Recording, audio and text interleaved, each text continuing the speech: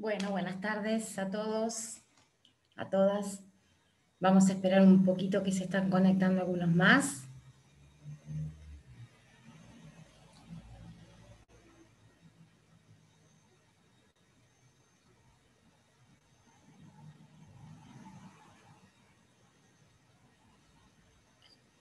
Bueno, la idea de la clase de hoy es una clase de repaso para que podamos abordar el próximo trabajo evaluativo, que ya está anunciado también en el campus, que por ahí en un principio habíamos tenido idea de que lo realizáramos en forma oral y después estábamos muy sobre la fecha para reconfirmarles esto a ustedes, así que preferimos que este sea escrito y sí, los próximos dos van a ser orales.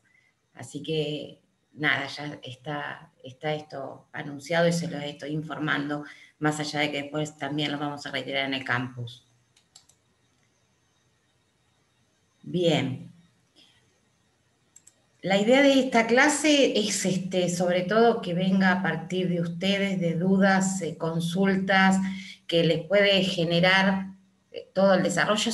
Son dos unidades en realidad, que todo norma y todo sistema, que es bastante medular en cuanto al desarrollo de la materia. Ustedes habrán visto que ya el desarrollo de estas unidades es mucho más técnico en cuanto al uso del lenguaje, en cuanto a lo que analizamos, a lo que estudiamos, más allá que por ahí retomamos en juristas, que ya lo hemos visto en la unidad anterior en definición, pero los volvemos a ver acá ya con lo específico en cuanto a lo que refiere a la norma jurídica y al sistema jurídico propiamente dicho. Son largas las unidades, o sea que registra bastantes cuestiones a partir de las cuales se necesita que a ustedes les quede claridad para poder luego desarrollar lo que viene y para que se entienda o se interprete adecuadamente toda la integridad de la materia. Ustedes vienen viendo ya por lo que hemos venido desarrollando que el programa pretende es primero incorporarlos desde el área del lenguaje y mostrar la problemática de toda la disciplina y la problemática específica que el lenguaje nos trae a nosotros en el derecho y específicamente en la teoría general del derecho, y luego ya avanzamos con cuestiones más jurídicas, como ha sido la definición, y ahora con norma y con sistema para luego pasar a conceptos jurídicos fundamentales básicos. Se supone que esto es la estructura y que tanto norma, sistema como conceptos es la sintaxis, digamos, de la materia. Es donde ustedes lo ven articulado, ven las formas y después eso es lo que luego vamos llenando de contenido. Es desde donde empezamos a discutir el lenguaje cuando hablábamos de las distintas funciones y los enunciados normativos o enunciados que utiliza el lenguaje en el derecho, que son específicos y que se diferencian a las otras disciplinas, para luego en la definición poder abordar los problemas que trae esto a la discusión filosófica, y ahora ya en esta unidad de norma como el sistema, ya lo que estamos es estudiando qué es la norma, cómo la conceptualizan los distintos juristas, los distintos autores, y cómo esas normas interactúan, que es lo que luego conforma el orden jurídico o el sistema jurídico. Yo prefiero que si quieren ustedes o tienen alguna idea de que quieran o pretendan arrancar por algún tema o alguna consulta, arranquemos con las dudas de ustedes primero, para no desarrollar toda la teoría que a mí se me ocurra y que por ahí ustedes tienen específicas dudas sobre alguna cuestión en particular. Hola, profe. Hola. Yo tengo un par de dudas. La primera sería que cuando hablamos de normas de tipo individual, ¿serían las mismas que las categóricas y lo mismo con las normas generales que las hipotéticas? Bueno, ustedes vieron, sí, en principio sí, pero las clasificaciones, ojo con esto, porque las clasificaciones es cada autor con su librito. Entonces, sí hay superposición de las individuales con las categóricas, salvo aquellas propias características que puedan dar alguno de los autores o alguno de los juristas que ustedes están analizando. En principio, está bien que estén identificadas las individuales con las categóricas. A mí me gustaría que ustedes tengan reflejado, digamos, cuando analizan esto, que se vayan un poquito de la teoría y que lo vean en las cuestiones prácticas, dónde habría una norma individual o categórica para otro jurista y dónde habría otro tipo de normas. ¿Cuál sería o qué ejemplo podrían dar ustedes de normas individuales o de normas categóricas según la clase? En individuales pueden ser las que son más como son propias, o sea, cuando hay un fallo que tiene un nombre en específico que va hacia tal persona, y las categóricas cuando son hay una sanción en general, no hay un nombre preciso para tal persona. Bueno, pero sí, a ver, ya arranquemos. ¿Qué tipo de normas ustedes conocen o a ustedes se les ocurre que son las que conforman en definitiva el sistema jurídico? ¿Qué tipo de normas? Las normas jurídicas. Sí, siempre hablamos de normas jurídicas, sí, bien. Prescriptivas. A ver, ¿Penales? las normas de tipo individuales están o son parte del sistema jurídico, ¿sí? ¿Qué otro tipo de normas, además de las individuales, conocen o pudieron advertir que surgen en las distintas clasificaciones de los distintos juristas? ¿Primarias y secundarias, doctora? Bien. Dentro de las primarias y secundarias, según Kelsen, una de estas son específicamente jurídicas, que él llama la norma jurídica, y la otra no. ¿Cuál es la norma jurídica para Kelsen? ¿Ella que tiene sentencia? No, sentencia no, ¿qué tiene? Perdón, La que tiene sanción. Sanción. Sí. A ver, esta es una clasificación que nos hace Kelsen, ¿sí? Y Kelsen dice que cada vez que él hable de norma jurídica va a hacer referencia únicamente a las normas de tipo primaria, porque son las que tienen la sanción. El resto de las normas considera que no son jurídicas propiamente dichas, sino que son normas genuinas, derivados lógicos, normas incompletas, como la quieran llamar. Bien. Cuando recién hablaban de normas individuales, yo lo que quiero es que ustedes relacionen una norma individual con un ejemplo actual. Digamos, si yo les pido a ustedes que me den un ejemplo de norma individual, ¿cuál sería un ejemplo de norma individual? No sé si estará bien. Se condena a 15 años de prisión a tal sujeto. Correcto. ¿Y por qué esa es una norma individual y no es el enunciado de norma jurídica que diría, por ejemplo, que al Camatare le corresponde de 8 a 25 años de prisión? Porque la sanción está dirigida a ciertos sujetos. O sea, el sujeto A, por ejemplo, le vamos a decir, que tiene nombre y apellido. Bien, eso significa que está individualizado el sujeto. Claro. ¿Sí? Entonces, si está individualizado, estamos en presencia de una norma de tipo individual. Si el sujeto no está individualizado, estamos en presencia de una norma de tipo general. Ahora, este ejemplo, se condena a Juan Pérez a una pena de 8 años de prisión, ¿sí? O parecido, que es lo que dijeron ustedes, no es ni más ni menos que una sentencia judicial. Entonces, ¿dónde quiero llegar? La norma está dirigida hacia los jueces. No necesariamente estas que estamos hablando. No necesariamente estas que estamos hablando. Hay otros autores que hay normas que están dirigidas hacia los jueces y hay otra clasificación. Pero cuando hablamos de estas normas individuales que identifican a los sujetos, estamos hablando de sentencias judiciales. Entonces, ¿dónde quiero llegar? En que podamos concordar en que cuando hablamos de normas individuales, uno de los ejemplos de las normas individuales son las sentencias judiciales.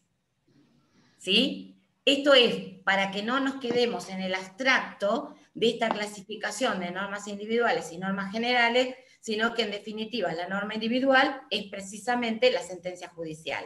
Y que la sentencia judicial es individual porque tiene identificado al sujeto a quien se le aplica la sanción.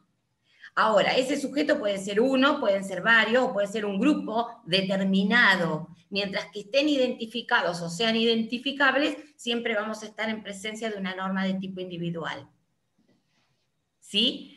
Cuando esto no sucede, cuando esto no acontece, que la norma es un enunciado para que sea cumplido por X cantidad de sujetos y está destinado Las 3 a y un 14. grupo indeterminado de sujetos, entonces estamos hablando de las normas de tipo general.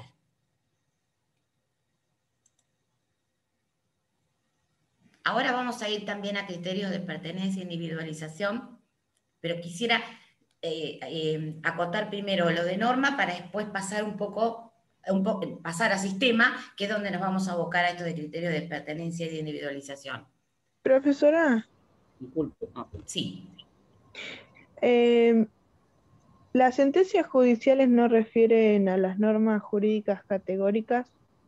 Sí, también. Por eso que les decía que de acuerdo al autor, las clasificaciones son clasificaciones, digamos, no son impuestas. Entonces, algunos juristas van a hablar de normas de tipo categóricas y otros van a hablar de normas de tipo individuales. Entonces, refieran a un autor o a otro, a un jurista o a otro, y sabiendo ustedes que pasan estas cosas porque precisamente las clasificaciones están puestas, están en forma arbitraria, entonces hablamos de categóricas o hablamos de individuales, ¿sí? Que se relacionan de acuerdo a los distintos juristas o los distintos autores a la clasificación que hayan escogido utilizar o hacer, por eso van a denominarla de distinta forma, pero es correcto. Bien. Entonces, Gracias. sí, Francisco. Buenas tardes. A mí me queda una duda, no sé si, porque usted mencionó que iba a ir por criterios de individualización y pertenencia, pero antes tenía algunas dudas, sobre todo con la concepción de Dworkin y el concepto y la diferencia entre reglas y principios. Bien, bien. Antes de pasar a criterios de pertenencia y criterios de individualización, entre los distintos juristas que nosotros mencionamos o referimos para estudiar o abordar el desarrollo de la norma jurídica, lo tenemos a Kelsen, con esto que estuvimos mencionando recién, norma primaria, norma secundaria, a Hart y Dworkin. Que Dworkin, ustedes ya también lo vieron, o por lo menos leyeron, o tuvieron algunas referencias, cuando desarrollamos la unidad de definición del derecho. Y ustedes también habrán advertido que es un jurista contemporáneo con ideas por ahí diferentes en cuanto a la estructura del derecho de las que se venían sosteniendo hasta cierta época, además de ser un jurista de origen americano, donde la base de estudio ya no son las normas, sino que son las reglas, ¿sí? Porque precisamente la base de estudio es el derecho consuetudinario. ¿Estamos acá? ¿Se acuerdan de esto? ¿Se acuerdan cuál era el derecho consuetudinario, que es el derecho basado en los precedentes judiciales, el llamado derecho de las costumbres, el llamado common law? ¿Recuerdan algo de esto? Bien. ¿Qué pasa? Cuando avanza el desarrollo de la teoría del derecho, la definición y las cuestiones que los distintos juristas tienen en cuenta para poder exponer su teoría y su manera de ver al derecho, a las normas en este caso, ustedes vieron que en el desarrollo de la historia fuimos evolucionando, digamos, de un naturalismo al principio a un positivismo, una época en que subsisten las dos corrientes filosóficas para definir el derecho, y obviamente que eso repercute en la concepción de la norma, repercute en la concepción del sistema. Vimos también una época que se vio, que tiene que ver con la caída del nazismo, con la aparición del iluminismo, del maquinismo, con toda esa época histórica coincide con un despegue también en el área del derecho, en cuanto a los juristas se volvieron o se tornaron positivistas. Hasta que sostienen y sostuvieron a tal extremo el derecho positivo y las normas positivas que terminan justificando, o el positivismo, o gran parte de la corriente positivista, termina justificando los hechos aberrantes que pasaron en la Alemania nazi. y acá les recuerdo o que traigan a la mente todo lo que ya leyeron en cuanto a ese fallo hipotético del Tribunal de Nuremberg. Pero esto, ¿qué provoca? Que los pensadores, que los filósofos empiecen a modificar sus posturas y empiezan a aparecer nuevos pensadores con nuevas tendencias a la hora de ver el derecho y de analizar cómo conceptualizan a las normas o a las reglas. Entre ellos, entre estos nuevos pensadores, aparece Dworkin, ¿sí? Que son los pensadores contemporáneos.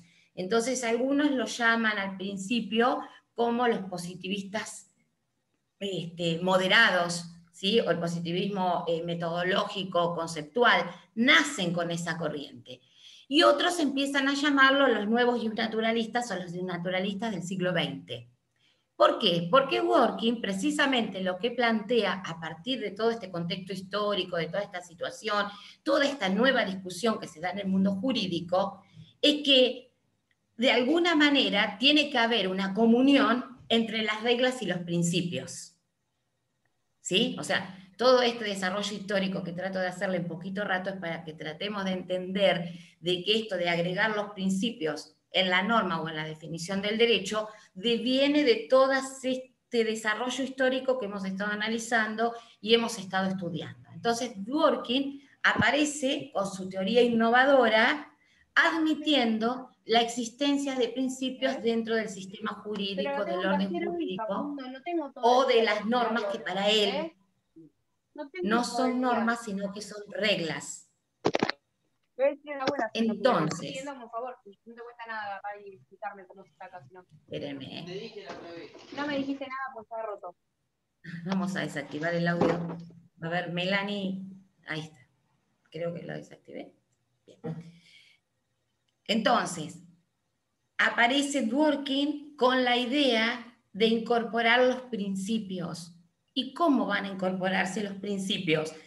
Y Dworkin va a sostener que los principios están por encima de todo, que las reglas tienen que contener todos esos principios para que esas reglas estén incorporadas en el sistema jurídico.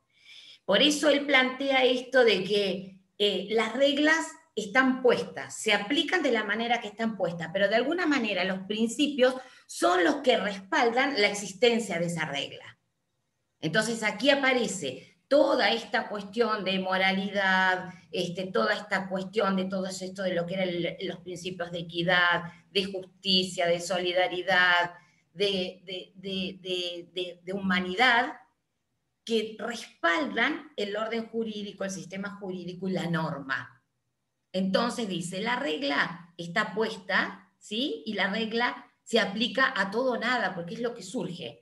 De todas maneras, esto, veámoslo en este contexto, de que Dworkin desarrolla esta teoría en el sistema del common law, donde todo el movimiento de las reglas y del sistema, digamos, de los enunciados o las reglas que los jueces eligen para resolver los casos, tienen un procedimiento mucho más dinámico de lo que nos encontramos en nuestros países, o los países como el nuestro, que tienen un derecho escrito, y que para poder modificar las normas se necesita todo un procedimiento.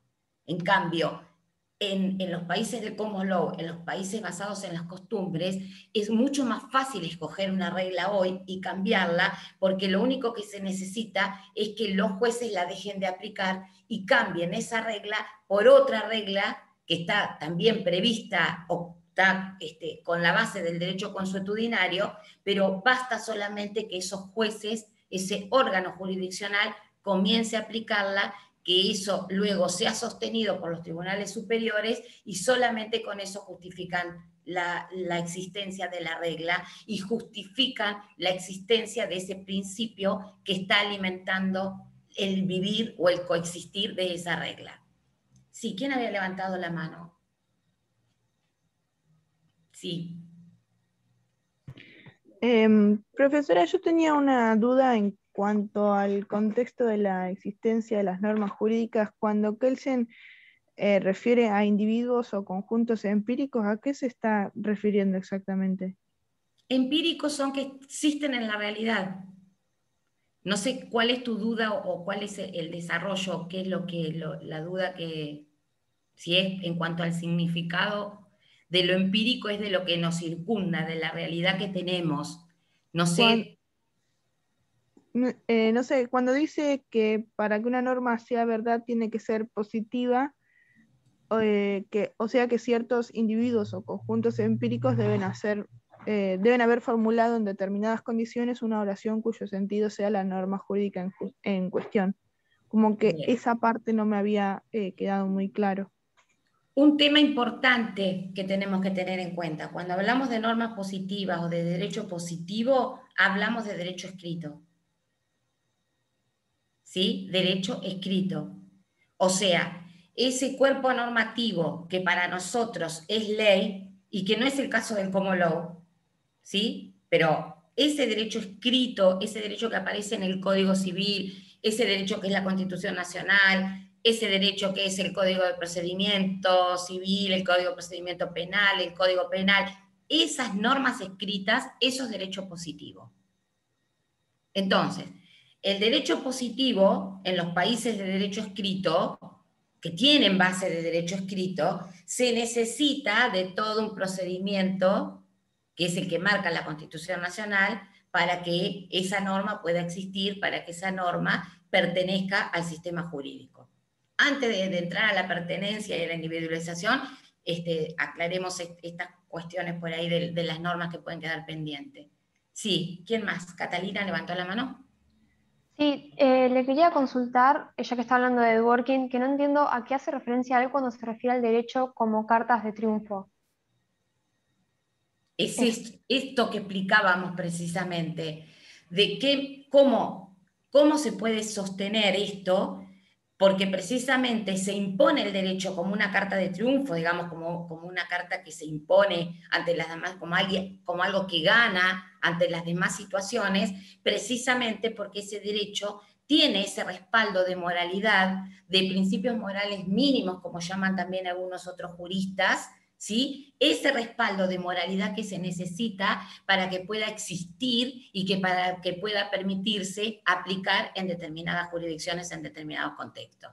Porque esto tiene que ver con toda esta cuestión que trajo aparejada la justificación desde el derecho positivo de normas que de alguna manera avalaban hechos aberrantes. Eso era positivismo. Ahora, si ese positivismo lo ayornamos, lo supeditamos a cierta moralidad que Dworkin llama principios, entonces ese derecho es una carta de triunfo.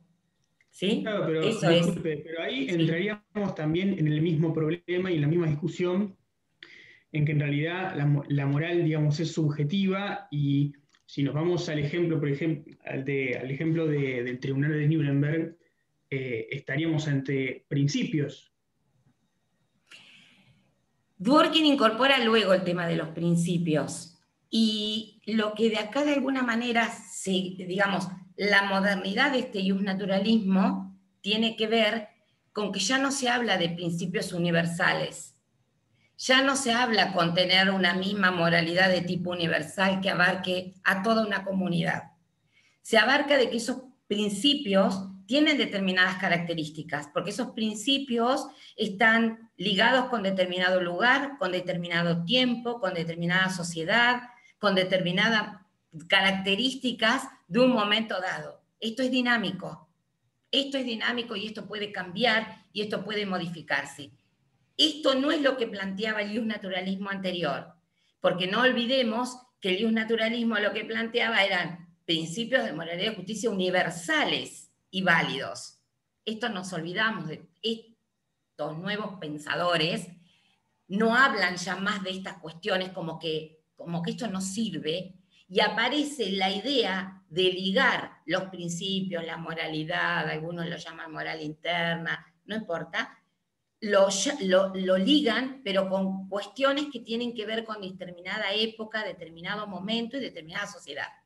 De hecho, habrá ciertos principios que justifiquen un orden normativo en este espacio, en este territorio, y quizá no sean los mismos principios que justifiquen un orden normativo en la India, ¿sí? En algunos de los países de Oriente, que pueden haber distintas moralidades con distintos principios que rigen a cada pueblo. ¿Sí? Esta es la idea de incorporar estos principios en el orden jurídico, en la moralidad, en la definición y por supuesto en las normas y en el sistema jurídico. ¿Que como el principio de casualidad y el de imputación? Eso tiene que ver sobre todo con el esquema del desarrollo de la norma en Kelsen. ¿Sí? Ahora estamos con Dworkin, perdón. No importa, el tema es, no confundamos esto, porque estos principios Kelsen los utiliza para poder describir dos mundos distintos, que él llama el mundo del ser y el mundo del deber ser. El mundo del ser, donde están todas las áreas, las ciencias y las disciplinas de tipo descriptivos, como son las ciencias sociales, la política, la historia, la biología, etcétera, etcétera.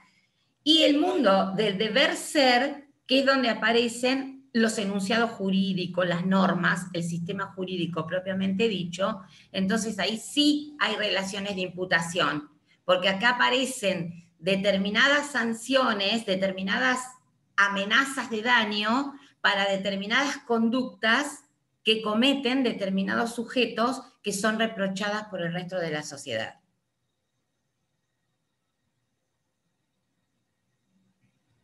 ¿Sí?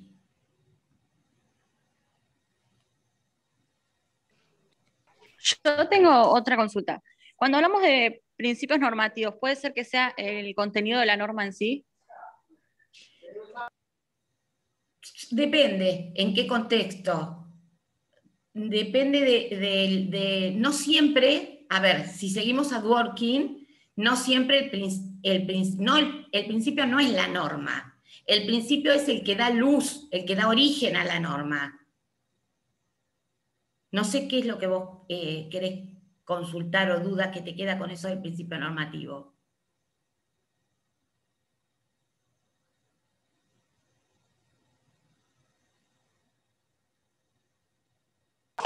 Perdón. Porque yo lo había leído, creo que en Kelsen fue, y no entendí muy bien a qué se refería lo del principio normativo. Y yo lo asocié como que era el contenido de la norma, o sea, lo que dicta la norma. Sí, Kelsen no habla, por eso no habla demasiado de principios. Kelsen habla de enunciados de tipo normativo, habla de enunciados de tipo descriptivo o enunciados de tipo prescriptivos, habla de proposiciones normativas y normas jurídicas. ¿Sí? Por eso que no sé dónde puede estar la duda o qué pueden haber asociado que tenga que ver con principios normativos. Pero, o puede haber hecho la referencia genérica de un principio normativo queriendo apuntar a una norma, pero es muy difícil encontrar a Kelsen hablando de principios normativos, ¿sí? Fundamentalmente... Enunciado normativo. ¿Cómo? Por ahí que se haya confundido con enunciado normativo. Claro. Perdón, quise decir proposición, perdón. Proposición normativa. Perdón, me equivoqué. No sé ni lo que puse en la hoja de apunte. Bueno, no importa, sirve bien esto, a ver, para que tengamos cuidados. Igualmente, no sé de qué manera vamos a hacer el trabajo evaluativo, pero son hechos, cuestiones finitas, pero que cambian un mundo en la realidad de las normas. Ya que estamos acá parados, vamos a hacer esta aclaración para que quede a todos en claro. ¿Qué tenemos que saber de lo que estamos hablando? ¿Qué es lo que nos tiene que quedar en claro? Primero, funciones lingüísticas. Tenemos que saber que hay una función de tipo descriptiva y otra de tipo prescriptiva o directiva. ¿Se acuerdan que esto lo vimos en la unidad 1 y que también vimos que había función expresiva, operativa? Fundamentalmente ahora centremos la atención en la descriptiva y en la prescriptiva o directiva. La descriptiva es informativa. Estos son enunciados que nos informan acerca de determinadas cosas, acerca de la realidad, del entorno, etcétera, etcétera. Nos dan información. Por lo tanto, esos enunciados son susceptibles de verdad o falsedad. Esto es lo que aparece en las noticias, cuando leemos esta información en las redes, cuando tenemos descripciones de distintos hechos. Esto es descripción. Ahora, hay otro tipo de función lingüística o de enunciados que aparecen redactados o formulados de otra forma, que son los prescriptivos o directivos, y en los cuales los vemos casi siempre reflejados en una orden, en un mandato, ¿sí? Entonces podemos ver claramente la diferencia, que uno me informa y que otro me ordena, me impone a que haga determinada conducta. Bien, ¿por qué es importante eso ahora? Porque este es, a partir de acá, desde donde Kelsen desarrolla todo el mundo, todo el desarrollo que hace de la teoría jurídica. Fundamentalmente tener en claro esto, porque para luego poder hablar, como sus compañeros preguntaba recién, entre el mundo del ser y el mundo del deber ser, hace precisamente que nosotros podamos seleccionar que el mundo del ser es todo lo que se identifica con los enunciados de tipo descriptivo, y el mundo del deber ser es todo lo que se identifica con los enunciados de tipo prescriptivo o directivo, que es donde aparecen las normas jurídicas. ¿Sí? Hasta acá, esto es fundamental, esto es saber dónde estamos parados para luego poder seguir con estas otras cuestiones más minuciosas, digamos. Pero yo tengo que a esta altura tener en claro que si voy a hablar de una orden, de una norma, de un enunciado que lo que pretende es influir en la conducta de quien lo recibe, eso es directivo o es prescriptivo. Y que las normas jurídicas siempre responden a ese tipo de función lingüística. Bien, ¿qué dice Kelsen? Kelsen dice, las normas jurídicas son prescriptivas, son prescripciones. Ahora, hay enunciados que sirven para darme información de las normas jurídicas.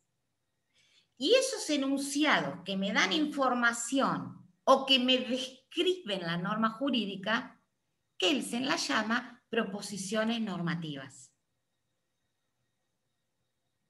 Ahora, ¿qué diferencia hay entre una norma jurídica y una proposición normativa para Kelsen? Y Kelsen dice, no hay ninguna diferencia. Si las ponemos una encima de la otra son un calco. La única diferencia o la manera que tenemos para identificarla es la función lingüística. Fíjense qué finito que es esto, ¿sí? Porque en definitiva, no nos olvidemos que además Kelsen ha estructurado y ha desarrollado toda su teoría ya hace muchos años atrás, era de los positivistas que de alguna manera permitieron como con esto algunas cuestiones de índole descriptivas, pero siempre situada dentro del mundo del deber ser, tanto la norma como la proposición normativa. Lo único que la diferencia es la función lingüística. Esto quiere decir, la norma jurídica para Kelsen, esto estamos de acuerdo también, que él la llama norma primaria, que es la que contiene la sanción. ¿Sí? Entonces, al que matare le corresponde de 8 a 25 años de prisión. ¿Estamos todos de acuerdo? Es una norma primaria para Kelsen. Al que matare le corresponde, esto es función prescriptiva, es una orden, ¿sí? Está influenciando en la conducta de quien lo recibe, que Kelsen dice esto de la técnica de motivación social indirecta. Sabiendo que hay una amenaza de castigo para el que mate, entonces el ciudadano obra de forma contraria, de forma opuesta, de forma correcta, y no mata. Entonces, la norma jurídica en Kelsen tiene carácter prescriptivo y es la que tiene la sanción, y el típico ejemplo es este. La proposición normativa es el enunciado que dice existe, comilla, existe una norma jurídica que establece que al que matare le corresponde de 8 a 25 años de prisión. ¿Se entiende lo que estoy diciendo? Esto nuevo que estoy incorporando, que yo le digo, entre comillas, la del artículo 79 del Código Penal relata o establece que es descripción de la norma. Entonces, son un calco, porque en realidad la norma y la proposición normativa dicen exactamente lo mismo, pero una es la norma propiamente dicha, y es prescriptiva o directiva, y la otra es la información de la existencia de la norma, o la descripción de la norma, si lo quieren llamar, y es descriptivo porque me está dando información de la norma. Entonces, no confundamos principios normativos con proposiciones normativas. No hablemos de principios cuando hablamos de Kelsen, porque Kelsen no hablaba de principios, habla de enunciados normativos, habla de norma y habla de proposición normativa. Sí, Cintia. Hola, profe. ¿Me escucha? Sí, perfecto. Bueno, cuando estaba hablando se me ocurrió lo de metalenguaje. ¿Podemos usar lo de metalenguaje para pensar en Kelsen, cómo él piensa las que no son normas jurídicas? Sí, claro. Sí, claro. Se puede utilizar el metalenguaje descriptivo porque es precisamente quien da cuenta de la existencia de la norma, quien informa de la norma y no es la norma, es la descripción de la norma. Entonces, esto de que hablaba, cuando hablamos de los metalenguajes, vuelve a aparecer, fíjense, de vuelta en todas estas cuestiones, y nos pone en este escenario para que podamos nosotros advertir cuáles son las diferencias que nos hace Kelsen entre norma primaria, que es la que tiene la sanción, y norma jurídica propiamente dicha, que es esta. Bueno, cuando gracias. habla de norma secundaria, ya te doy de vuelta la palabra. La norma secundaria, Kelsen dice, no es una norma jurídica porque no tiene sanción. Y porque para él, además de la formulación prescriptiva o directiva, tiene que tener la sanción. Entonces, esa norma de tipo secundaria es norma incompleta, norma genuina, y en todo caso dirá, se debe no matar. Siempre es, se debe no. Se debe no, es la conducta deseada. Es el acto lícito, es el deber jurídico, que es lo que vamos a ver ya en el desarrollo de la próxima unidad. Sí, decime qué más querías decirme. No, nada más, me quedó muy claro, gracias. Bien, bien. Entonces, esto es en cuanto a lo que tenemos de Kelsen. Fundamentalmente, la clasificación que nos hace Kelsen, norma primaria, normas secundarias. Normas generales, normas individuales. Normas hipotéticas, normas categóricas. ¿Cuáles son una y cuáles son las otras? Arrancamos nosotros por las individuales, ¿sí? Las individuales, y dan cuenta que existen también unas de tipo general. Y esto apunta a los sujetos que están identificados o pueden ser identificables o no en cuanto a la norma. Entonces, son individuales siempre que tenemos uno, varios o sujetos determinados o determinables, y son generales cuando están destinadas a un determinado grupo y a una determinada comunidad. Y da la casualidad que las hipotéticas y las categóricas se superponen también con este grupo, porque las hipotéticas coinciden con las generales y las categóricas coinciden con las individuales. Típico ejemplo, que esto después lo vemos en sistema jurídico, de normas individuales, que son las que están en la base del sistema jurídico, en la base del orden normativo, son las sentencias judiciales. Por encima de las sentencias judiciales o de las normas de tipo individuales, tenemos normas provinciales, normas nacionales y la Constitución Nacional como primer norma válida, puesta y positiva por encima del sistema jurídico.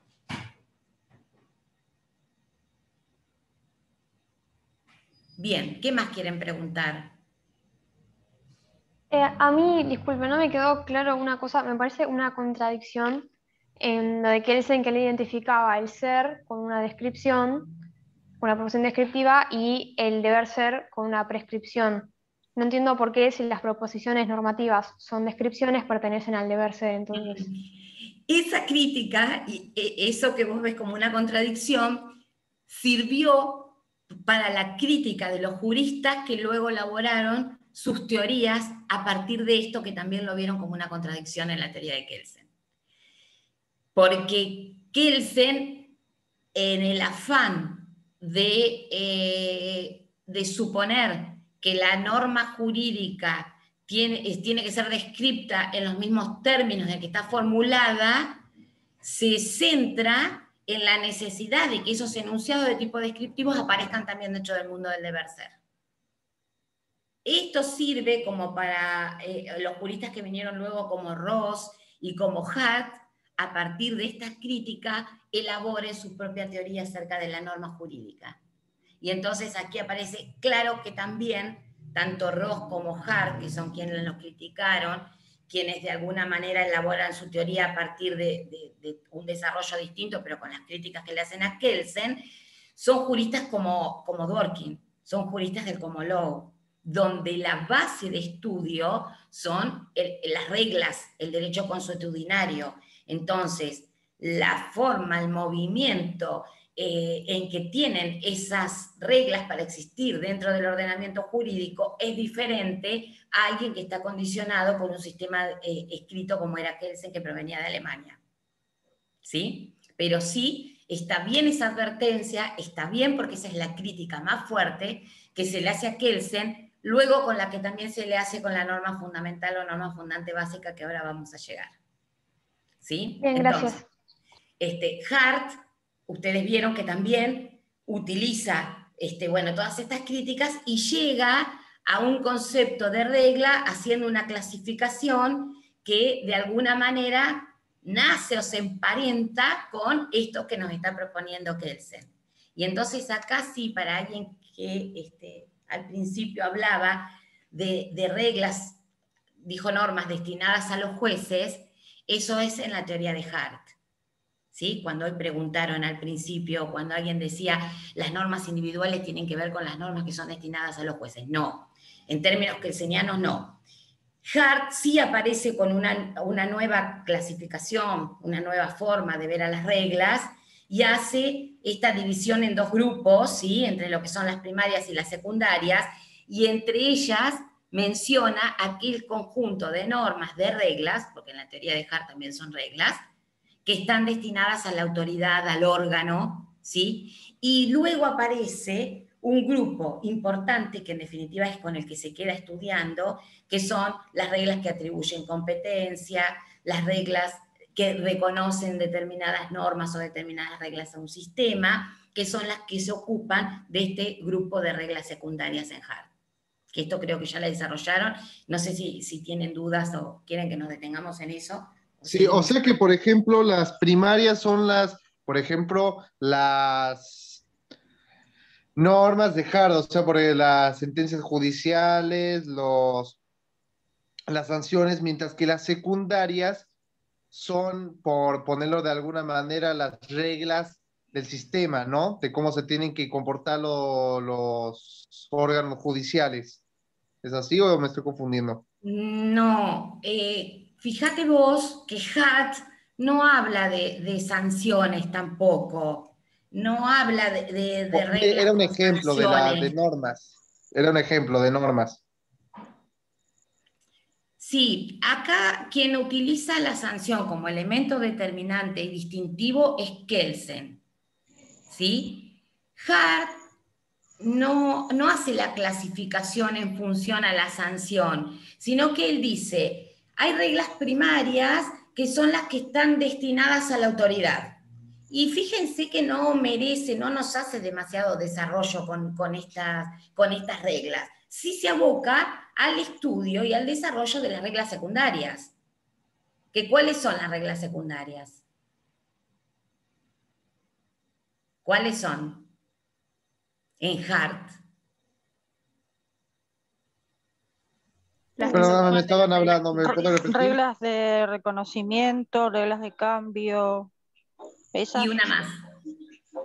Y las que atribuyen adjudicación. Adjudicación. Exacto. Este grupo de las reglas secundarias, para Hart, es el que en definitiva merece mejor desarrollo, ¿sí? Reconocen porque a través de ellas se puede establecer qué reglas pertenecen al sistema y qué reglas no, dan competencia a los distintos órganos, atribuyen, adjudican facultades, y luego la de reconocimiento, que en la teoría de Hart es la regla más importante del sistema jurídico, porque es la que sirve para identificar al sistema jurídico.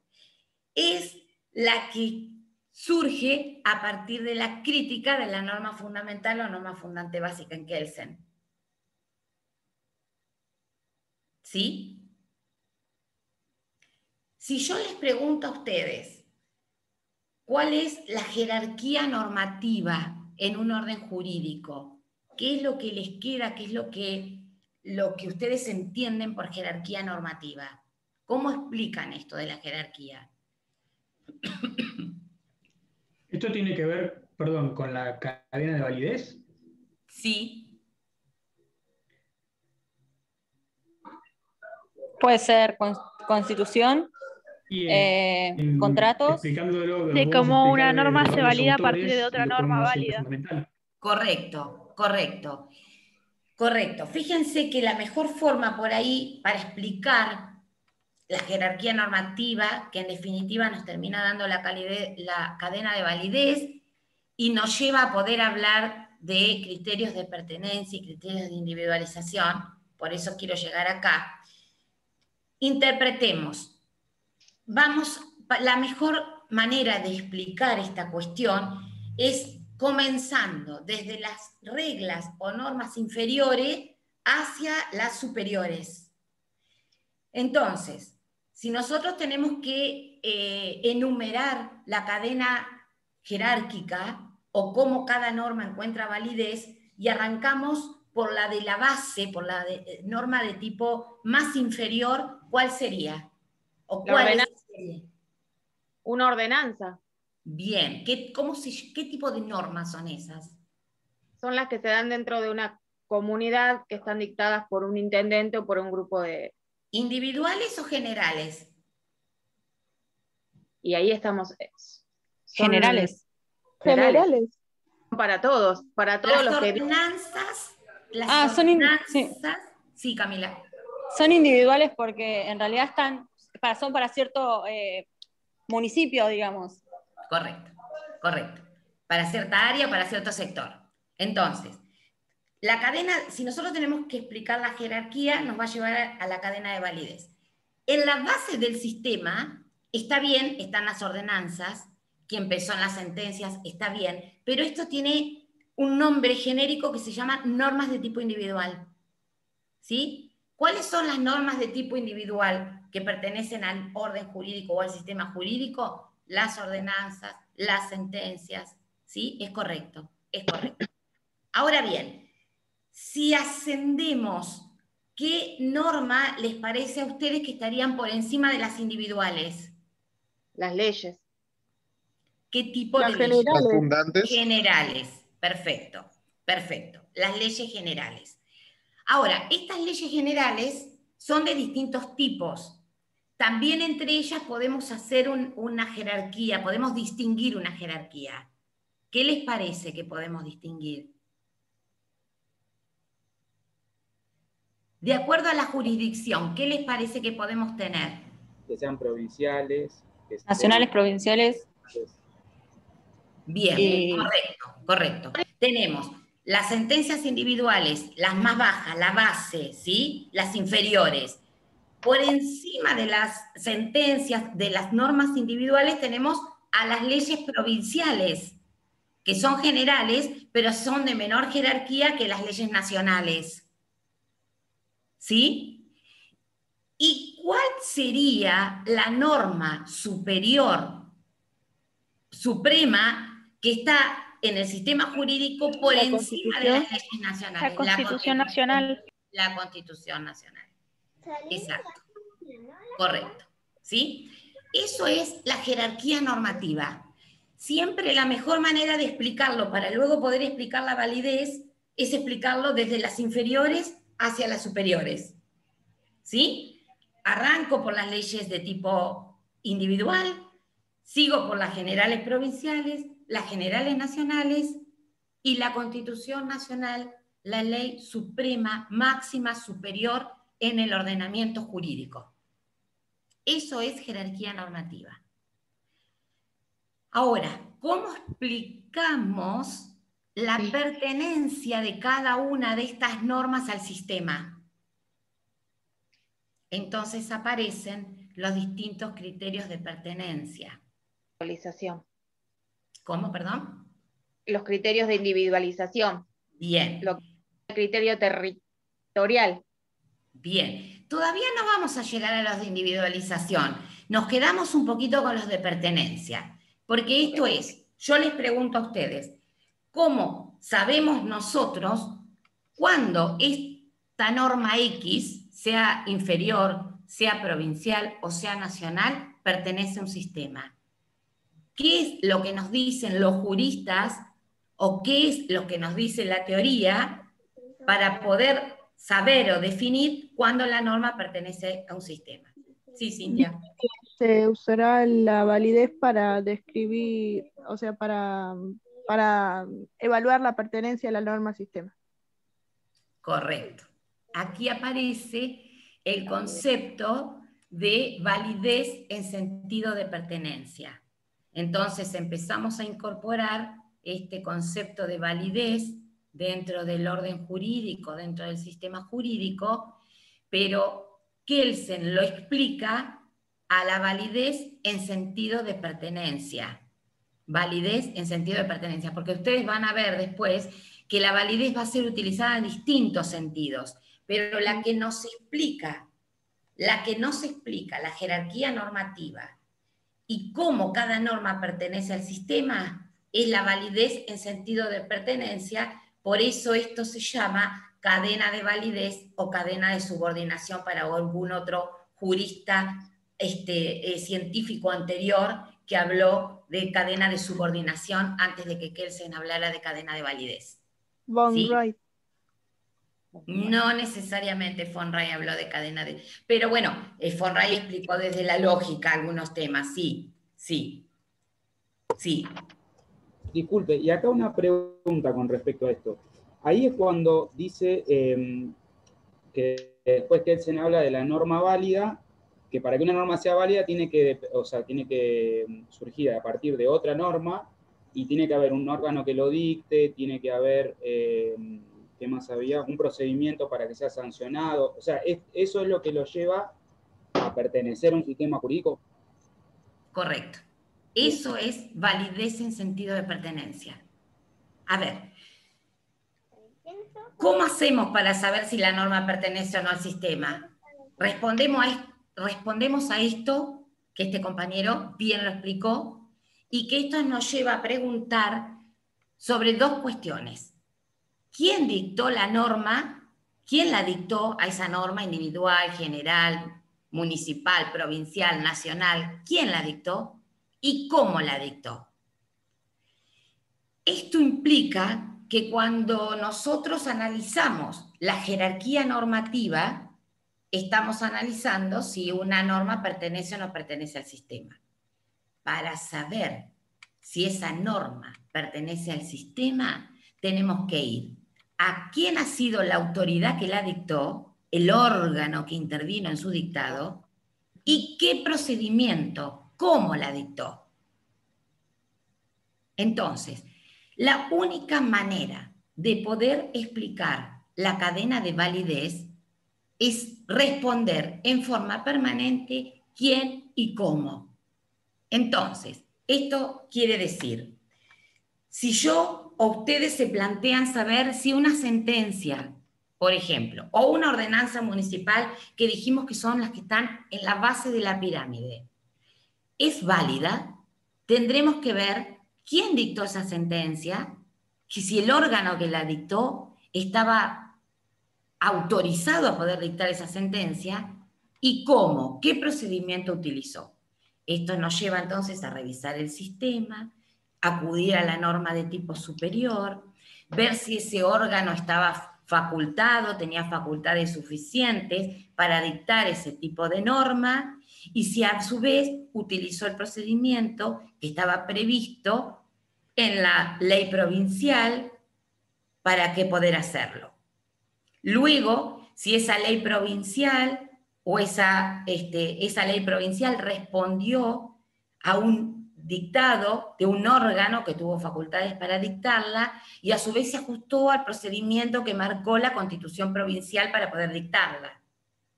Y luego, si esa Constitución provincial fue dictada por un órgano superior con facultades para poder dictar leyes de tipo provincial y con un procedimiento previsto en esa norma de tipo general ya nacional que autorizaba el dictado provincial, y luego si esa norma de tipo general nacional fue dictada en función al procedimiento que establecía, por ejemplo, la Constitución Nacional y al órgano que autorizó la Constitución Nacional para que lo dictara. Esto es validez en sentido de pertenencia. Esto es poder explicar e interpretar cadena de validez. Sí, Paula. No, iba a decir que de todas maneras como que este concepto tenía una crítica de que no podía, o sea que no se iba a verificar progresivamente. No llegamos todavía a la crítica. Vamos ahora, bueno. por eso paré acá en la Constitución Nacional. Sí, correcto. Es el próximo paso. Sí, correcto. Sí, Karina, no sé quién más levantó la mano. Karina, sí. Sí, lo que yo quería saber en cuanto a la cadena de validez, esta que estamos viendo, que se hace como un círculo vicioso y no llegamos nunca a la punta de la pirámide. Por lo pronto llegamos a la punta de la pirámide con las normas positivas, normas escritas, que es la Constitución Nacional. Y ahora sí tenemos que recurrir a qué siguen diciendo los juristas o los filósofos del derecho en cuanto a esto, de que esta cadena termina siendo finita y dónde se corta. Porque desde las normas escritas y desde el órgano autorizado se puede seguir con una cadena limitada, ¿sí? Y vamos a llegar quizá a la Constitución de 1853, que se facultados a dictarlos por medio de las asambleas, la asamblea del año 13 y las asambleas que vinieron a continuación, por legisladores y órganos que estaban autorizados en el marco de esa normativa, pero se termina, porque esto es finito. Entonces, Kelsen acude a presentar su propia teoría en cuanto a esto, de cómo se consigue esa validez una vez que esta cadena de normas positivas, recuerden que dijimos que son las normas escritas, ¿sí? Y lo mismo ocurre en el derecho no escrito, ¿sí? Porque esta cadena se corta o se termina, mejor dicho, en algún ser racional humano que terminó dándole luz a toda esta cadena de autoridad y de procedimiento. Entonces, Kelsen para esto acude a la creación, en su propio desarrollo de la teoría, de un presupuesto filosófico que él lo llama norma fundamental o norma fundante básica. Esta norma fundamental o norma fundante básica, que da la casualidad que la llama así, pero la podía haber llamado presupuesto filosófico, y nos hubiera traído quizá menos dudas, porque esto cuando uno se pone a leer, confunde muchas veces esta norma fundamental con la Constitución Nacional. Y fíjense que nada tiene que ver una cosa con la otra, por todo esto que estamos explicando. Explicamos la cadena de validez, explicamos la jerarquía normativa, llegamos a la norma suprema, superior, máxima de un Estado o de un orden jurídico, es la Constitución Nacional, y entonces tenemos que recurrir luego para ver de dónde proviene la validez de la Constitución Nacional, a pesar de que podemos ver, revisar los antecedentes y encontrar cuestiones legislativas y normativas que existen, en algún momento se corta. Kelsen para eso recurre a un presupuesto filosófico que diría que tiene validez esa primer norma que autorizó la creación de la Constitución Nacional y tuvieron competencia, tuvieron facultades esos legisladores que dictaron esas normas en consecuencia. Esto se termina acá, esto es un presupuesto filosófico, esto es una hipótesis de trabajo que Kelsen la llama norma fundamental o norma fundante básica, que no es escrita, no es una norma positiva y está fuera del sistema, pero por encima del sistema. Entonces aquí es lugar a la crítica del resto de los juristas que terminan criticando, como criticaban la proposición normativa, que Kelsen acude a un fundamento de tipo descriptivo para justificar toda la teoría o todo el desarrollo de la norma jurídica del sistema jurídico. Entonces, Hart, cuando desarrolla su propia teoría y cuando habla acerca de las normas y todo lo que estuvimos viendo o relatando hace un ratito, recurre a la regla de reconocimiento que está dentro de las reglas secundarias, como dijimos, que le sirve para identificar al sistema jurídico, al orden jurídico, y que en Hart sí coincide la regla de reconocimiento con la Constitución Nacional o con la ley suprema superior de cada estado o de cada orden normativo.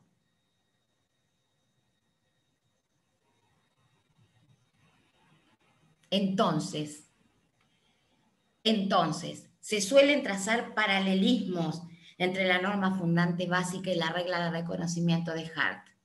Si nosotros pudimos entender esto que estamos hablando, esto que estamos diciendo, podemos entender que mientras la regla de reconocimiento de Hart pertenece al sistema, está dentro del sistema, porque la regla de reconocimiento en Hart coincide con la norma fundamental superior del sistema normativo, la norma fundamental o norma fundante básica en Kelsen está por encima, es extrasistemática, es descriptiva y es hipotética.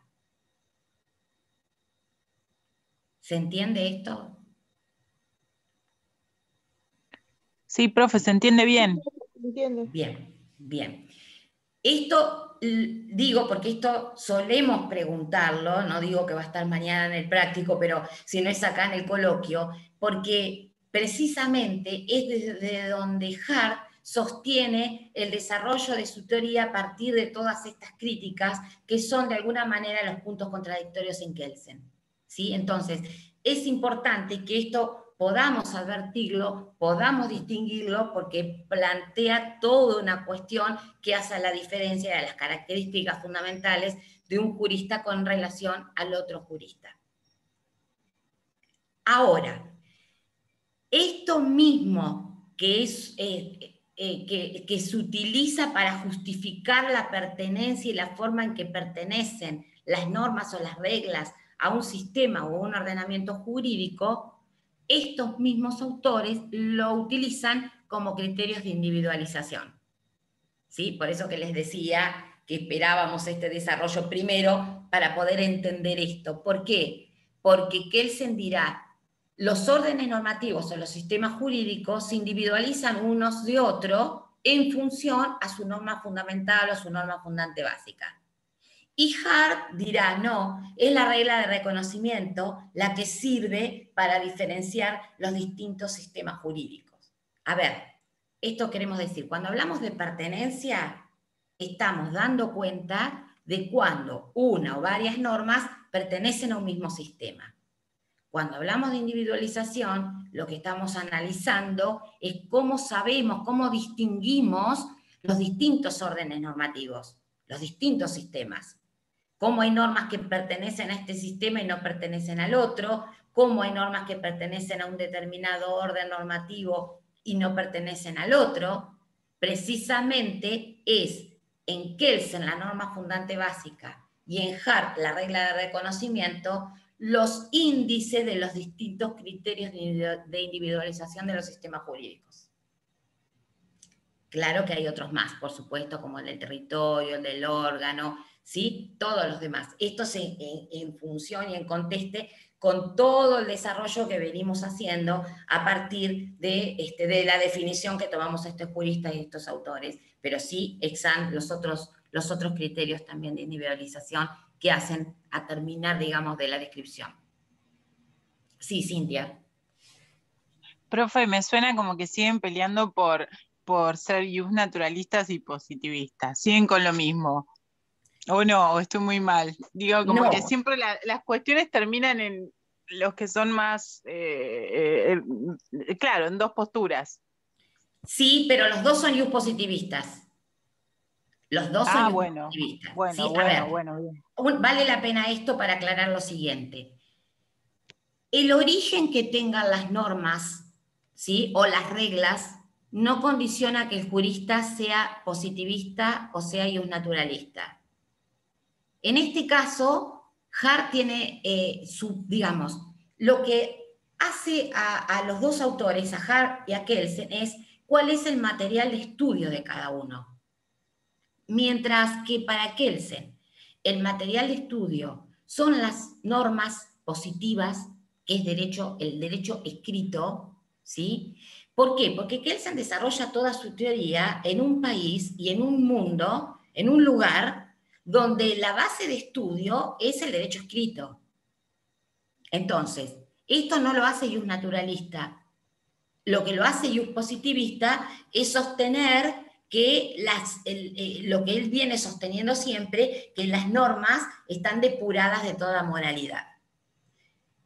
Hart sostiene que las reglas están depuradas también de moralidad, pero la base de estudio de Hart no es un orden positivo, digamos, no es una base de derecho escrito, sino que es la base del derecho consuetudinario, la base del derecho jurisprudencial, lo que se llama el common law.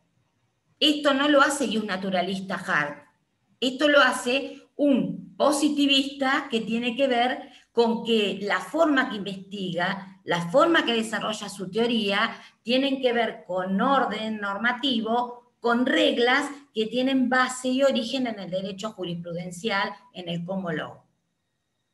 ¿Sí? ¿Se entiende esto?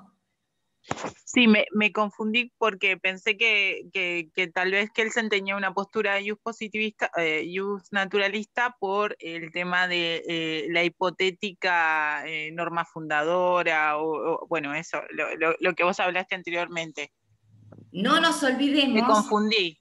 Y no nos olvidemos que Kelsen viene sosteniendo la existencia de la norma, toda su teoría pura del derecho habla acerca de la norma y del sistema jurídico depurado de elementos extranormativos.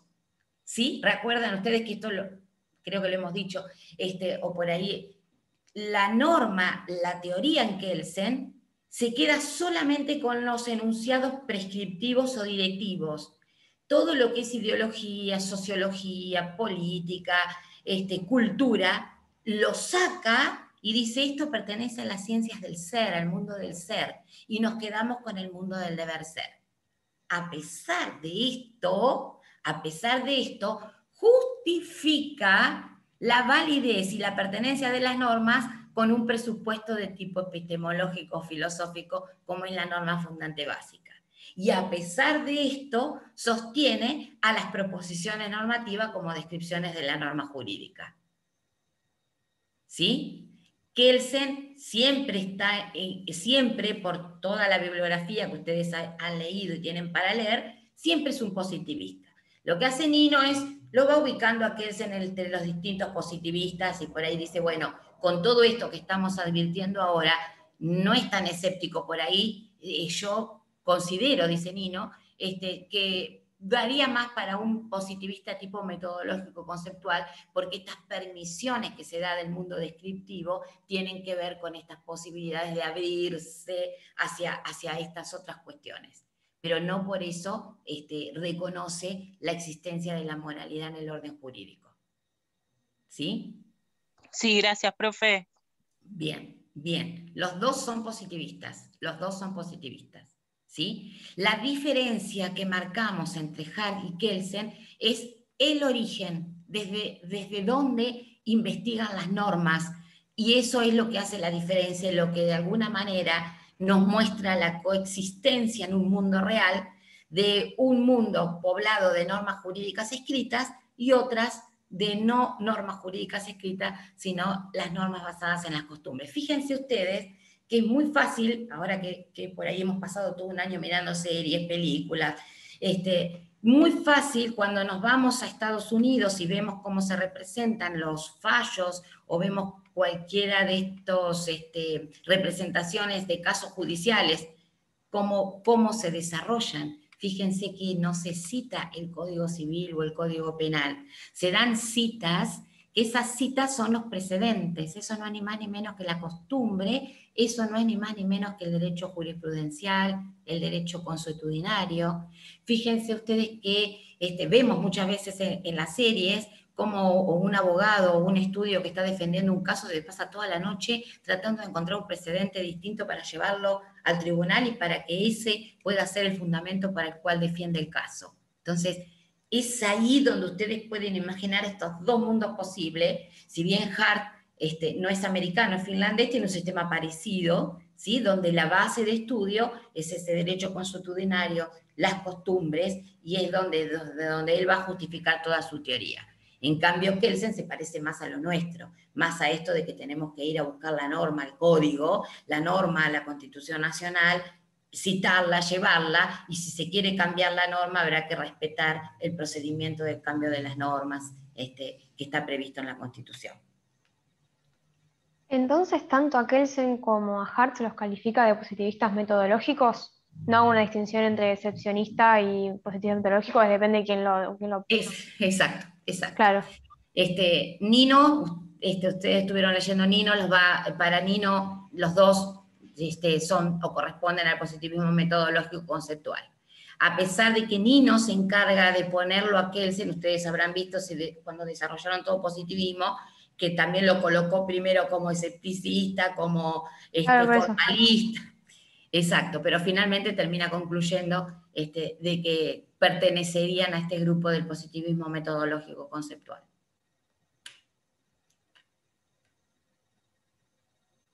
Bien, ¿qué más quieren preguntar?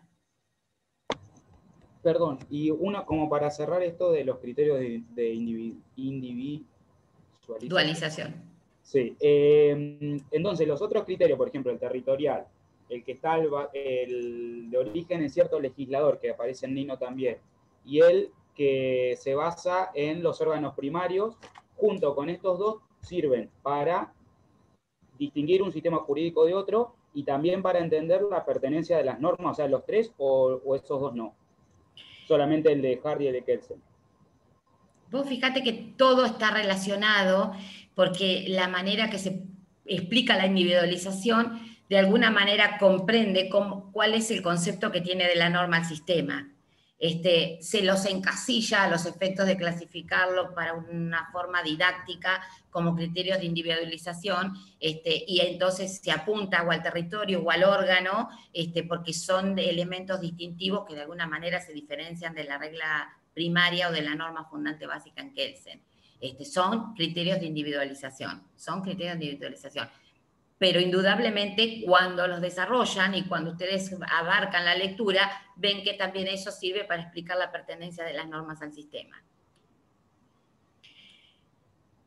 O sea, ustedes los habrán 5 visto... criterios se pueden aplicar para las dos cosas.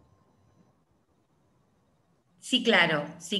De todas maneras, en Nino ustedes lo tienen desarrollado como criterios de individualización para que puedan utilizarlo y para que se pueda advertir cómo se van a distinguir los distintos sistemas o los distintos órdenes normativos. Hay algo que me parece que es importante, que por ahí no han preguntado, que tiene que ver con la eficacia o con el uso de las normas. ¿Leyeron algo de esto? ¿Validez y eficacia? Sí. Cintia. Ahí está, ahí me escuchás. Sí, cuando vos estabas hablando de el tema anterior, yo lo asociaba con eso, con lo de eficacia, pero bueno, dije no digo nada porque me quedé afuera. Pero a mí me sonaba el tema de la eficacia, que para que una norma sea válida tiene que ser eficaz, decía, como una comprobación si la norma está dentro si es válida, una cosa así. Y como salieron hablando de otra cosa, pensé que no iba, la eficacia. Sí. ¿Qué se entiende por eficacia? ¿Qué pudieron entender o qué es lo que entendieron por eficacia? Porque, a ver, creo que ustedes lo van a tener en la lectura, van a encontrar, no sé si lo leyeron, pero sobre el final del capítulo del sistema, Nino, los distintos sentidos de validez. Uno es validez en sentido de pertenencia, que es todo esto que hemos estado desarrollando, que es verdad que es donde más siempre nos demoramos en la explicación y pretendiendo que esto se entienda, porque es la médula, digamos, para el desarrollo de toda la unidad. Después lo van a tener como justificabilidad, como obligatoriedad, como existencia, como eficacia. ¿Qué pudieron entender? Me interesa sobre todo el de la eficacia porque muestra lo que es el aspecto descriptivo de la validez. ¿La eficacia con qué la relacionan ustedes? O al menos lo que puedan haber entendido si es que leyeron algo de esto. Y si no se ponen a leerlo, porque eso lo van a necesitar. Con el ser. Más que con el ser, no nos mezclemos con eso, que no vale la pena. Bien. Vos, está bien, lo relacionaste por lo que hablamos de la descripción, pero la eficacia tiene que ver con el uso de las normas, ¿sí? ¿Con qué?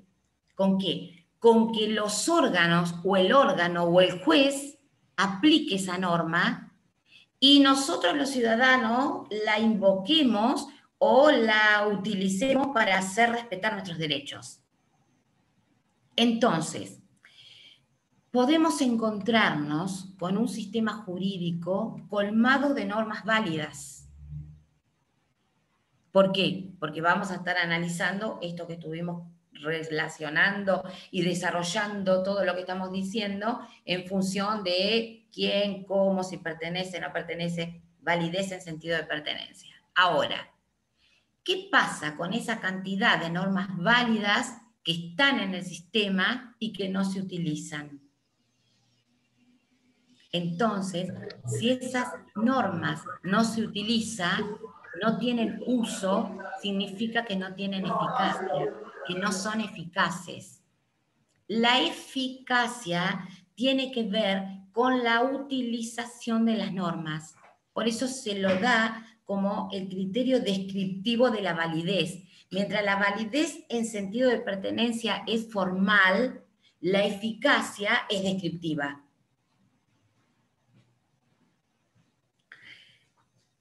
Esto puede llevarlo por ahí algo que pueden haber leído, ya te doy la palabra, Eliana, que pueden haber leído en algún lado de que Ross hablaba de derecho vigente. ¿Cuál es el derecho vigente? Es el derecho que se usa, el derecho que invocan los ciudadanos y el derecho que utilizan los órganos, el juez, al momento de resolver un determinado caso o una determinada cuestión. Eso no es ni más ni menos que la eficacia, y eso es validez en sentido de eficacia. Sí, ¿quién había levantado la mano? Esto sin importar si un grupo de personas o una sociedad, sea por una costumbre, por ejemplo, no utiliza la norma, ¿significa que no sería eficaz? Claro, si no es utilizada, no tiene eficacia. Ahora sigue siendo válida si está en... ¿Cómo pierde la validez la norma dentro del sistema? En nuestro sistema se necesita de una norma que establezca que ha sido derogada. Ha perdido la validez, ha dejado de... porque puede haber sido... A ver, la validez la puede perder porque se decide sacarla del sistema o porque ha dejado de ser eficaz, ha dejado de ser utilizada. Profesora, Sí. disculpe. Eliana me había pedido la palabra ya hoy, sí. Perdón. Ya vamos, Paula. Gracias. Una parte había leído que tiene que tener un mínimo de eficacia para poder tener una validez. O sea, a eso le quería consultar, a lo que recién explicó. Me quedó ahora claro que tiene que ser utilizada en un mínimo. Perfecto. Sí, o sea, si es utilizada, es eficaz. No importa que sea utilizada por un tribunal o por un órgano, es utilizada, es eficaz. Pero hay muchas normas dentro del sistema que no son utilizadas, han perdido su eficacia y sin embargo siguen perteneciendo al sistema, porque no está el acto de haberla declarado en desuso, que se llama haberla derogado. Perfecto. ¿Sí? Bueno, muchas gracias. Esto es algo que acontece en nuestro sistema, o en los sistemas similares, con base de derecho escrito. Esto no se requiere en los países del common law, donde les contaba hoy que la dinámica de los operadores del derecho, tanto de los jueces como de los abogados, es diferente, porque ellos pueden escoger dejar de utilizar una regla, dejar de utilizar un precedente, cambiarlo por otro, simplemente con el hecho de invocarlo, que el tribunal lo aplique o que lo autorice, y que luego los tribunales superiores también den lugar a la aplicación de este nuevo antecedente o este nuevo precedente. Una consulta, esto lo podríamos ejemplificar con lo de Alemania, con el ejemplo que nos daban en la unidad anterior, que hay normas que se dejaban en desuso porque en la nazi, perdón por los gritos, en lo nazi había normas que eran inmorales y dejaban de estar en uso, pero seguían estando vigentes hasta el día de hoy. Más que vigentes, válidas, porque la vigencia tiene que ver con el uso y tiene que ver con la eficacia. La vigencia tiene que ver con que sean utilizados, pero siguen siendo válidas, porque están dentro del sistema, porque pertenecen al sistema y porque el sistema en Alemania es similar al nuestro, que es la base de derecho escrito. Sí, ¿quién más había? Sí, Catalina. No, les quería preguntar una cosa. En la clase anterior, Andrea Zarini, como quedaban 5 minutos, explicó muy rápidamente algo de sistema deductivo de enunciados y habló de propiedades formales, en las que mencionó completitud, coherencia e independencia. La verdad que lo explicó tan rápido que yo no entendía, así que podría ver si me podía dar una orientación en eso. Sí, es sencillo, es sencillo.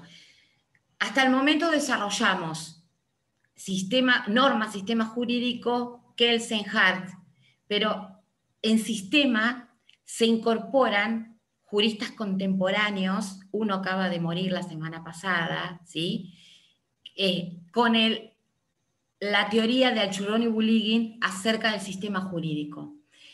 Ellos tienen una base, un origen o una base en el desarrollo de su teoría, de su postura, un poco sustentada en von Reich, o sea, logicista.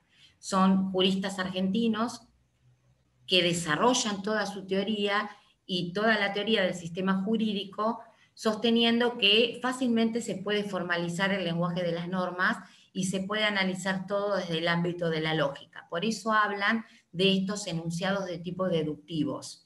Por eso nos cambiamos completamente de plano, pasamos de una discusión de tipo descriptiva, prescriptiva, normas, cadena de validez y demás, y nos venimos a una cuestión totalmente distinta que plantean estos juristas contemporáneos, modernos, con una visión diferente del sistema jurídico y de la norma jurídica.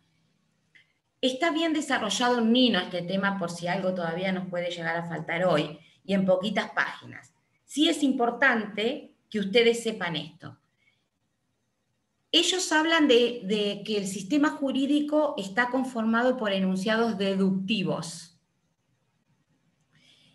de que al menos en sus consecuencias lógicas tiene que haber una norma. Esto no se entiende si no entendemos el concepto que ellos nos dan de norma.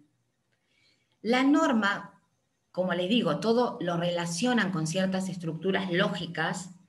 Las normas para ello, o la norma, son entidades lingüísticas, o sea, enunciados lingüísticos, que relacionan un universo de casos con un universo de soluciones.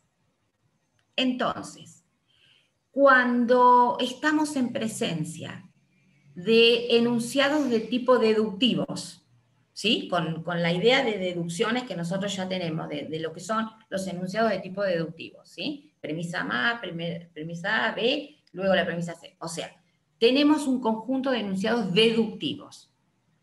Pero si al menos entre ese conjunto de enunciados deductivos existe una solución lógica, entonces ellos hablan de sistema jurídico. Porque la norma jurídica para ellos es esa entidad lingüística, la llaman así, entidad lingüística, si ustedes quieren relacionarlo con enunciado lingüístico, lo pueden hacer, ¿sí? Ellos lo llaman entidad lingüística, que relaciona un universo de casos con un universo de soluciones. Esa es la norma. En función de interpretar de esta forma la norma, entonces, consideran que el sistema está poblado de enunciados deductivos que contiene al menos una consecuencia lógica. Esta manera estructural y sintáctica, porque fíjense ustedes que esto fácilmente se puede pasar a estructuras de tipo sintáctica, o sea, todas aquellas carentes de significado, carentes de semántica,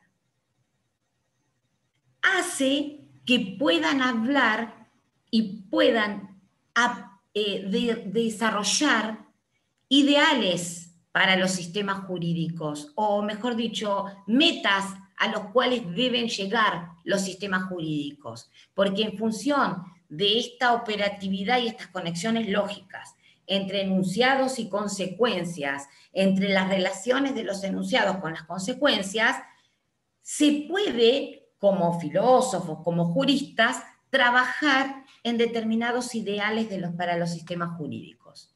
¿Y cuáles son esos ideales a los cuales debe responder el sistema jurídico? Que eso tiene que ver con la completitud, con la coherencia y con las faltas de redundancia o independencia. O sea,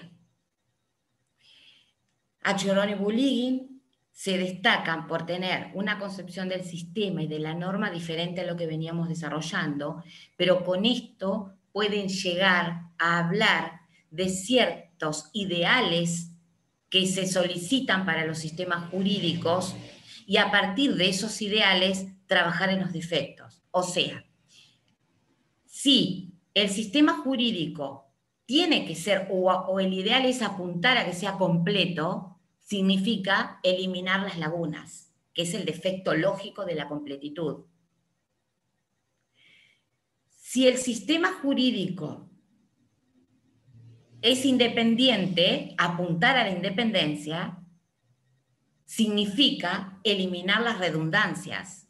Esto es normas, enunciados normativos, entidades lingüísticas que eliminen dentro de ese paquete de normas, dentro de ese sistema, todas estas posibilidades de normas redundantes o enunciados redundantes.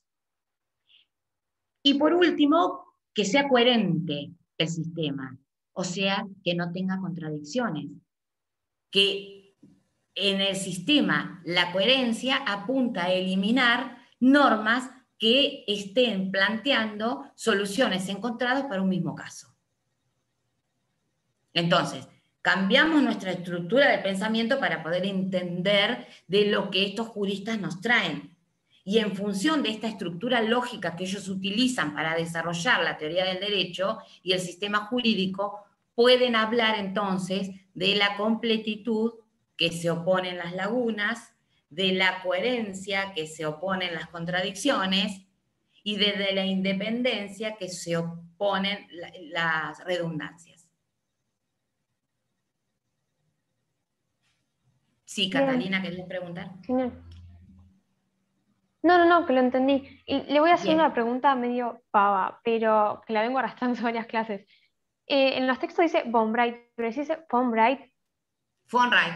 Von Wright se pronuncia con Se F dice- de corta. Lo tienen en Nino también todo el desarrollo de von Wright en cuanto a norma jurídica, que son los primeros que nosotros empezamos a estudiar como quienes proyectan la lógica dentro del mundo del derecho. Y en von Wright, fundamentalmente, ustedes tienen que tener en cuenta que también habla de reglas, porque hace su teoría y desarrolla su teoría en los países del common law, y habla de estos grupos, ¿sí?, de los principales y secundarias. Lo que interesan son las principales, y habla de las prescripciones, que son las normas netamente jurídicas. Y para que esas prescripciones sean netamente jurídicas, tienen que tener 8 elementos. ¿Sí? Entonces, estas son las características de las prescripciones. ¿Cuáles son? El carácter, el contenido, la condición de aplicación, el sujeto, la autoridad, la ocasión, la promulgación y la sanción. Está todo en Nino, no van a tener dificultades en eso, pero sí ustedes apunten a ver que el núcleo normativo para FONRAE no tiene que ver necesariamente con las prescripciones, porque es el carácter, el contenido y la condición de aplicación que pueden aparecer en cualquier tipo de enunciado que no necesariamente sea la norma jurídica. En cambio, el sujeto, la autoridad y la ocasión son exclusivos de las prescripciones, que son lo que para él conforma la norma jurídica. Y por último, la promulgación y la sanción, que la sanción puede estar o no puede estar, y acá es donde se diferencia con Kelsen. ¿Sí? Y una aclaración por ahí, que necesitan volver un poquito a la lógica para entender, porque cuando ellos explican el carácter y el contenido fundamentalmente de los enunciados de tipo normativo, la única manera de entenderlo es acudiendo a la lógica deóntica. O sea, la lógica deóntica es la lógica que se formaliza el lenguaje del derecho, ¿sí? Nuestras normas, nuestro sistema, Acheron y Bulligin formalizaron el derecho y los enunciados jurídicos a partir de la lógica deóntica. ¿Por qué? Porque las conductas son, de alguna manera, se representan con las letras minúsculas, ¿sí? Las proposiciones normativas, RS, pero acá el condimento, digamos, que nos hace excepcional y que permite poder formalizar son los operadores deónticos. Todas, absolutamente todas las conductas están modalizadas de 3 formas diferentes, que es el obligatorio, con la O mayúscula, el prohibido, con la PH, o el permitido.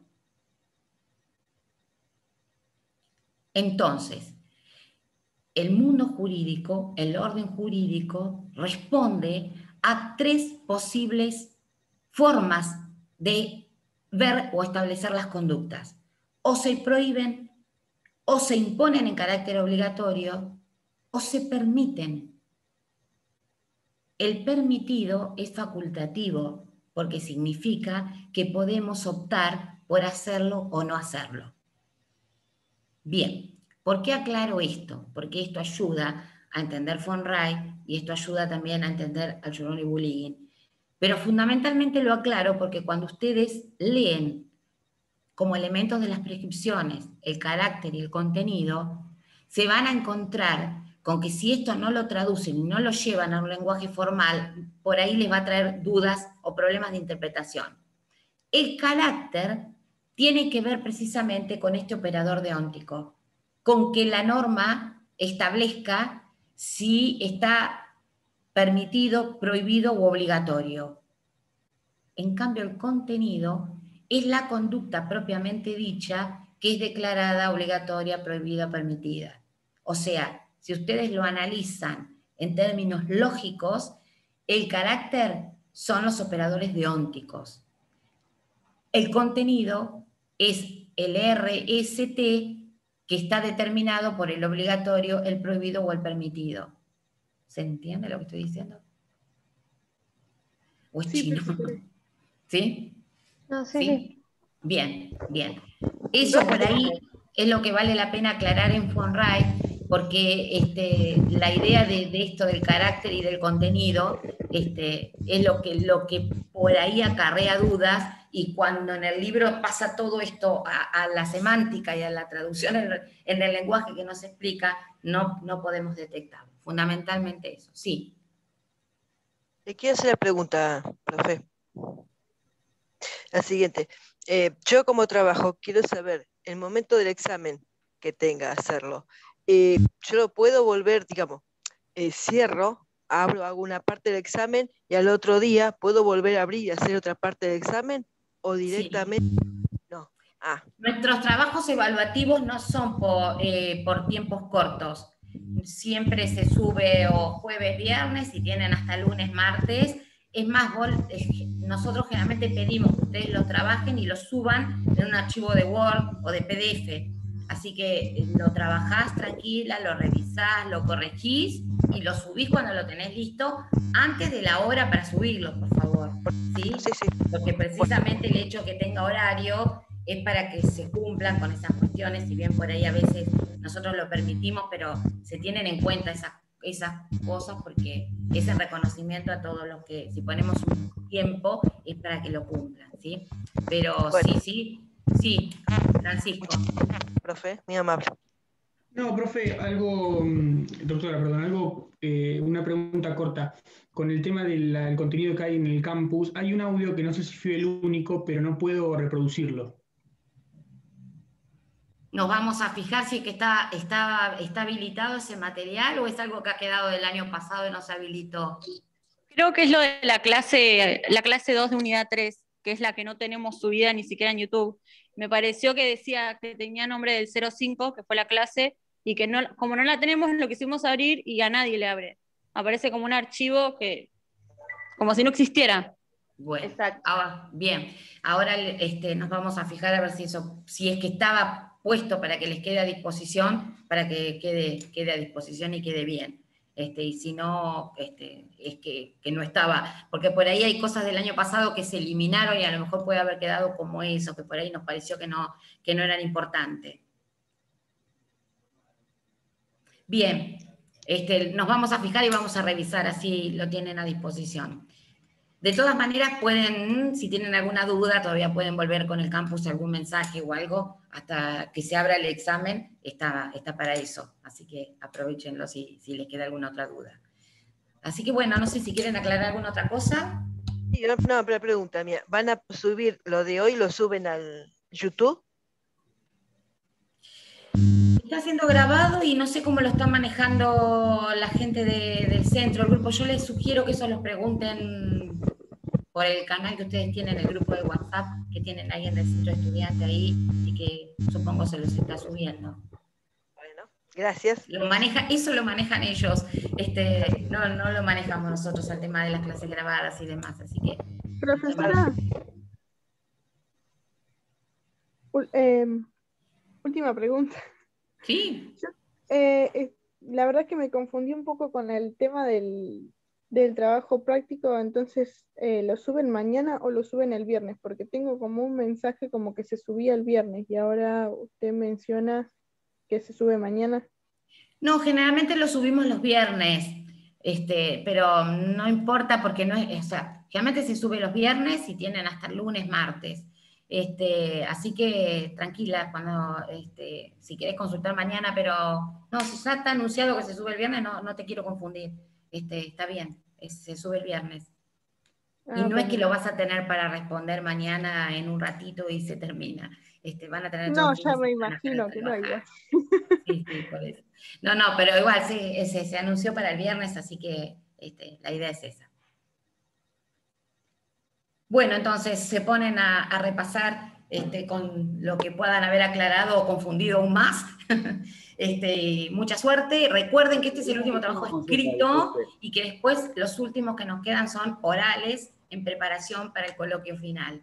Así que necesitan tener por lo menos 4 presentados. Así que pónganse a trabajar y después les iremos dando la devolución y ya la semana que viene vamos a arrancar con conceptos jurídicos fundamentales básicos. Así que bueno, mucha suerte y nos estamos viendo. Gracias. Gracias. Gracias, doctora. Gracias.